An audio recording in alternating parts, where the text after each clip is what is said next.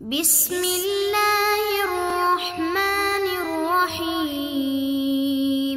بسم اللہ الرحمن الرحیم۔ السلام علیکم عزیز طلبہ کرام، امید ہے آپ حضرات خیریت سے ہوں گے۔ آج ہمارا صحیح مسلم کا سبق نمبر 100 ہے، جس کا عنوان ہے باب قول النبی صلی اللہ علیہ وسلم من غشنا فلیس منا۔ سبق شروع کرنے سے پہلے خلاصہ جات پر ایک نظر ڈال لیں۔ گزشتہ سبق میں ہم نے اس عنوان کے تحت ان مذکورہ نکات کے اوپر بات کی تھی۔ آج انشاءاللہ ہم اس عنوان کے تحت ان مذکورہ نکات کے اوپر بات کریں گے۔ تو بڑھتے ہیں سبق کی طرف۔ وَبِهِ قَالَ حَدَّثْنَا قُتَيْبَةُ بْنُ سَعِيدٍ قَالَ حَدَّثْنَا يَعْقُوبُ وَهُوَ ابْنُ عَبْدِ الرَّحْمَنِ الْقَارِيُّ قَالَ وَحَدَّثْنَا أَبُو الْأَحْوَصِ مُحَمَّدُ بْنُ حَيَّانَ قَالَ حَدَّثْنَا ابْنُ أَبِي حَازِمٍ كِلَاهُمَا عَنْ سُهَيْلِ بْنِ أَبِي صَالِحٍ عن أبي هريرة رضي الله عنه أن رسول الله صلى الله عليه وسلم قال من حمل علينا السلاح فليس منا ومن غشنا فليس منا۔ حضرت ابو ہریرہ رضی اللہ عنہ روایت کرتے ہیں کہ حضور نبی کریم صلی اللہ علیہ وسلم نے ارشاد فرمایا، جس نے ہمارے اوپر اسلحہ اٹھایا وہ ہم میں سے نہیں، اور جس نے ہمیں دھوکہ دیا وہ ہم میں سے نہیں۔ اس حدیث پاک میں دو چیزیں بیان کی گئی ہیں، ایک تو مسلمانوں کے خلاف اسلحہ اٹھانا، دوسرا مسلمانوں کو دھوکہ دینا۔ اسلحہ اٹھانے والی بات گزشتہ سبق کے اندر ہو چکی ہے۔ دھوکہ دینا کسی بھی شعبے کے اندر وہ جائز نہیں، اور یہاں خاص معاملات کے اندر دھوکہ دینا مراد ہے۔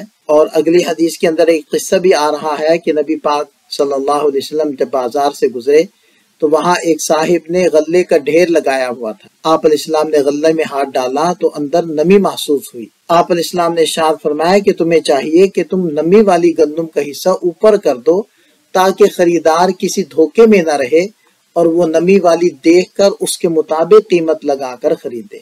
اس اسناد کے رجال 7 ہیں: قتیبہ بن سعید، یعقوب بن عبد الرحمن القاری، جن کا نام ہے یعقوب بن عبد الرحمن بن محمد بن عبداللہ بن عبد القاری، ثقۃ۔ تیسرے ہیں ابو الاحوص محمد بن حیان، ثقۃ۔ چوتھے ہیں ابن ابی حازم عبد العزیز بن ابی حازم، صدوق فقیہ۔ پانچویں ہیں سہیل بن ابی صالح ابو یزید المدنی، ثقۃ۔ اور چھٹے ہیں ان کے والد گرامی ابو صالح ذکوان السمان الزیات المدنی، ثقۃ ثبت۔ اور ساتویں ہیں حضرت ابو ہریرہ رضی اللہ عنہ۔ یہاں اس اسناد کے لطائف کو ذکر کیا جا رہا ہے۔ پہلا نقطہ یہ ہے کہ یہ امام مسلم رحمۃ اللہ علیہ کی خماسیات میں سے ہے۔ اس کے رجال ستہ کے رجال ہیں اور اس میں مدنی راویوں کا تسلسل ہے، سوائے امام مسلم رحمۃ اللہ علیہ کے 2 اساتذہ کرام کے۔ اور اس میں ہائے تحویل کا تذکرہ بھی ہے، اور اس میں ابن اپنے والد سے روایت کرتے ہیں، اور اس روایت کے اندر ابو صالح کا تذکرہ ہے جو حضرت ابو ہریرہ رضی اللہ عنہ کے شاگردوں میں سے سب سے زیادہ اثبت تھے۔ اسی طرح حضرت ابو ہریرہ رضی اللہ عنہ اس حدیث میں راوی ہیں، اور یہ آپ علیہ السلام سے روایت کرنے والوں میں سے سب سے زیادہ احفظ ہیں۔ اور اس حدیث پاک میں جو آیا لیس منا، اس کا مطلب ہے کہ وہ ان افعال اور اخلاق پر نہیں جس کے اوپر مسلمان ہیں، بلکہ وہ ان اخلاق اور افعال پر ہے جو کفار کے ہیں۔ اس حدیث کو روایت کرنے میں امام مسلم رحمۃ اللہ علیہ متفرد ہیں، اور دیگر محدثین نے بھی اپنی اپنی کتابوں کے اندر اس حدیث کو روایت کیا ہے، جس کی تفصیلات یہاں مذکور ہیں۔ وَبِهِ قَالَ حَدَّثْنَا يَحْيَى بْنُ أَيُّوبَ وَقُتَيْبَةُ وَابْنُ حُجْرٍ جَمِيعًا عَنْ إِسْمَاعِيلَ بْنِ جَعْفَرٍ قَالَ ابْنُ أَيُّوبَ حَدَّثْنَا إِسْمَاعِيلُ قَالَ أَخْبَرَنِي الْعَلَاءُ عَنْ أَبِي هُرَيْرَةَ رَضِيَ اللَّهُ عَنْهُ أَنَّ رَسُولَ اللَّهِ صَلَّى اللَّهُ عَلَيْهِ وسلم مَرَّ عَلَى سُبْرَةِ طَعَامٍ فَأَدْخَلَ يَدَهُ فِيهَا فَنَالَتْ أَصَابِعُهُ بَلَلًا فَقَالَ مَا هَذَا يَا صَاحِبَ الطَّعَامِ قَالَ أَصَابَتْهُ السَّمَاءُ يَا رَسُولَ اللَّهِ قَالَ أَفَلَا جَعَلْتَهُ فَوْقَ الطَّعَامِ كَيْ يَرَاهُ النَّاسُ من غش فلیس منی۔ حضرت ابو ہریرہ رضی اللہ عنہ سے روایت ہے کہ نبی پاک صلی اللہ علیہ وسلم گندم کے ڈھیر کے پاس سے گزرے، پھر آپ علیہ السلام نے اپنا ہاتھ اس ڈھیر میں داخل کیا تو آپ علیہ السلام کو تری محسوس ہوئی۔ آپ علیہ السلام نے ارشاد فرمایا، اے غلے والے یہ کیا ہے؟ اس نے کہا کہ اللہ کے رسول اس پر بارش آ گئی ہے۔ تو آپ علیہ السلام نے فرمایا، تم نے اس گیلے غلے کو اوپر کیوں نہیں کیا تاکہ لوگ اس کو دیکھ لیں؟ جس نے دھوکہ دیا وہ مجھ سے نہیں۔ اس اسناد کے رجال 7 ہیں: یحییٰ بن ایوب المقابری البغدادی، ثقۃ عابد۔ دوسرے ہیں ابن حجر علی بن حجر السعدی، ثقۃ حافظ۔ تیسرے ہیں اسماعیل بن جعفر सिक़तुन सबतुन। चौथे हैं अला बिन अब्दुर्रहमान बिन याकूब अल-हुरक़ी सदूक़ुन।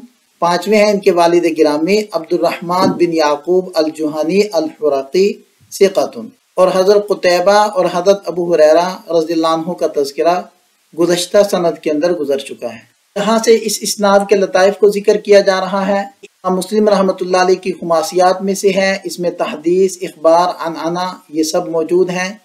और इमाम मुस्लिम रहमतुल्लाह अलैह ने अपने 3 असाज़े किराम को एक ही हुक्म में जमा कर दिया, जैसे कि यहया बिन अय्यूब, क़ुतैबा व इब्न हुज्रिन जमीअन अन इस्माइल इब्न जाफ़र। और इसके रिजाल से सित्ता के रिजाल हैं और इसमें मदनी रावियों का तसलसल है, सिवाय इमाम मुस्लिम रहमतुल्लाह अलैह के उस्ताद मोहतरम यहया बिन अय्यूब के। और इसमें ताबी से रिवायत करते हैं, इब्न अपने वालिद से रिवायत करते हैं और अला ये भी अपने वालिद से रिवायत करते हैं। इस रिवायत के अंदर है कि नबी पाक सल्लल्लाहु अलैहि वसल्लम गल्ले के ढेर के पास से गुजरे। एक और रिवायत में है कि हिंततुन मुसब्बरा, इसका मतलब भी है गंदुम का ढेर। यहाँ असुबरा लफ्ज की लुग़वी तहकीक जिक्र की गई है कि इकट्ठे किए हुए गल्ले को सुबरा कहते हैं। इमाम कुर्तुबी रहमतुल्लाह अलैह फरमाते हैं कि सुबरतु ताम का मतलब होता है अल महबूसा लिल बै, बेचने के लिए जो गल्ला इकट्ठा किया गया हो। और ताम हर उस चीज को बोला जाता है जो खाई जाए।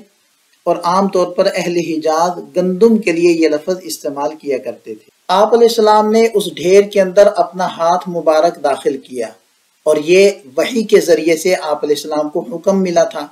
एक और रिवायत में है कि आप अलैहिस्सलाम गंदुम के ढेर के पास से गुजरे तो उससे पूछा कि तुम कैसे इसको फिरोख्त कर रहे हो। उसने कीमत बताई तो आप अलैहिस्सलाम को वही की गई कि अपना हाथ इस ढेर के अंदर दाखिल कीजिए। तो आप अलैहिस्सलाम ने अपना हाथ मुबारक उस ढेर के अंदर किया तो आप अलैहिस्सलाम को अंदर से नमी महसूस हुई।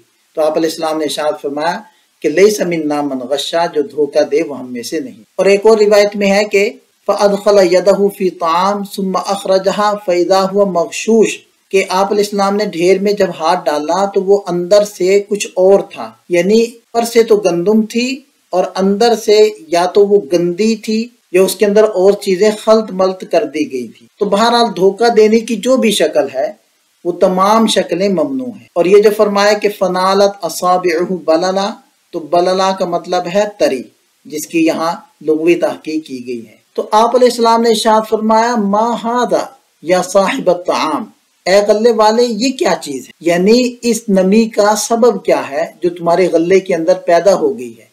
तो उसने कहा कि असाबतहु समाउ या रसूल अल्लाह। तो समा का यहाँ मतलब है मतर, बारिश। और वैसे भी समा हर बुलंद चीज को बोला जाता है, हर वो चीज जो तुम्हारे ऊपर हो और तुम्हारे ऊपर साया कर दे उसको समा कहते हैं। चूंकि बारिश भी बादलों से आती है और बादल ऊपर होते हैं तो इसी मुनासबत से बारिश को भी समा कह दिया जाता है।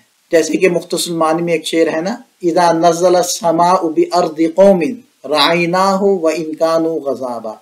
तो यहाँ इज़ा नज़ल समा, यहाँ भी समा से मुराद मतर है। तो आप अलैहिस्सलाम ने इरशाद फरमाया अफला जअलतहु फौक़ ताम। और एक और रिवायत में है अफला जअलतहु अला रअस ताम, तुमने इस गीली को गल्ले के ऊपर क्यों नहीं रखा ताकि लोग देख लेते और देखने की वजह से उनको धोखा ना लगता। और फिर फरमाया मन गश्शा, जो धोखा दे फलैसा मिन्नी, उसका मेरे से कोई ताल्लुक नहीं, यानी आप अलैहिस्सलाम ने नसीहत फरमाई। इस हदीस को रिवायत करने में भी इमाम मुस्लिम रहमतुल्लाह अलैह मुतफर्रिद हैं और दीगर मुहद्दिसीन ने अपनी अपनी किताबों में इस हदीस को रिवायत किया है। इस हदीस के फवायद में से यह है कि इस हदीस में धोखा देने की हुर्मत को बयान किया गया है और इस बात की वजाहत की गई है कि ये उन कबायर में से है जो ईमान के मुनाफी, इसलिए कि मुसलमान के लिए ज़रूरी यह है कि वो दूसरे मुसलमान भाई की खैरखाही करे, और जब वो उसको धोखा देगा तो ये तो उसकी खैरखाही के बिल्कुल खिलाफ है। इसी वजह से इसको अबवाबुल ईमान में जिक्र किया गया, क्योंकि ईमान का तकादा है कि मुसलमान की खैरखाही की जाए और ये खैरखाही के बिल्कुल बरक्स है, क्योंकि किसी शय की जिद भी उस शय के मुनासबात में से होती है। इसी मुनासबत की वजह से इस बाब में इस हदीस को जिक्र किया गया। और इससे ये भी पता चल रहा है कि नबी पाक सल्लल्लाहु अलैहि वसल्लम किस कदर शफीक थे और हमदर्द थे अपनी उम्मत के बारे में, कि लोगों के मामलात के अंदर धोखा दही की जो जो शक्लें थी आप अलैहिस्सलाम उनको ममनू करार दे रहे थे और हर तरह की खियानत से मना फरमा रहे थे। और इस हदीस पाक से पता चलता है کہ ہر وہ معاملہ جو مسلمان کے ضرر کا سبب ہو، شریعت نے اس کو دور کیا ہے، ہٹایا ہے۔ اور دھوکہ دینے کی جتنی بھی شکلیں ہیں خریدنے بیچنے میں سب حرام ہیں، چاہے وہ عیب چھپا کر بیچنا ہو، چاہے وہ بکری کے تھن میں دودھ روک کر زیادہ دودھ دینے والی دکھلا کر بیچنا مقصود ہو، یا باندیوں کو بیچا جاتا تھا چہرہ ڈھانپ کر کہ خریدنے والا سمجھے کہ بہت خوبصورت ہے حالانکہ وہ ایسی نہیں ہے۔ تو بہرحال دھوکہ دینے کی جتنی بھی شکلیں ہیں، جیسے کہ دیگر روایات میں باہر سے آنے والے قافلوں سے گندم خریدنے کو منع کیا گیا، ایک بھائی خرید رہا ہے، ابھی اس کی ڈیل مکمل نہیں ہوئی تو دوسرا بیچ میں چھلانگ نہ لگا کر آ جائے اور اس کے ڈیل پر ڈیل نہ کرے، اور دھوکہ دینے کی جتنی بھی شکلیں تھی سب ممنوع ہے۔ البتہ ان تمام صورتوں میں خریدنے والے کو اختیار ہوگا، اگر خریدنے کے بعد اس کو پتہ چلے کہ اس مبیع میں یہ عیب ہے اور مجھے یہ عیب ظاہر نہیں کیا گیا تھا، تو اس کو پھر اختیار ہوگا، چاہے تو اسی قیمت پر مبیع کو اپنے پاس رکھ لے، چاہے تو واپس لوٹا دے۔ اس حدیث پاک سے حاصل ہونے والے چند نتائج ہیں، یہ بھی چند فوائد کا خلاصہ ذکر کیا جا رہا ہے۔ ایک نظر خلاصہ جات کو دیکھ لیں۔ یہ سبق سے متعلق چند سوالات ہیں، ان کے جواب تحریر کریں۔ ملتے ہیں نئے سبق کے ساتھ۔ اللہ تعالی ہم سب کا حامی و ناصر ہو۔ دعا میں یاد رکھیے گا۔ السلام علیکم۔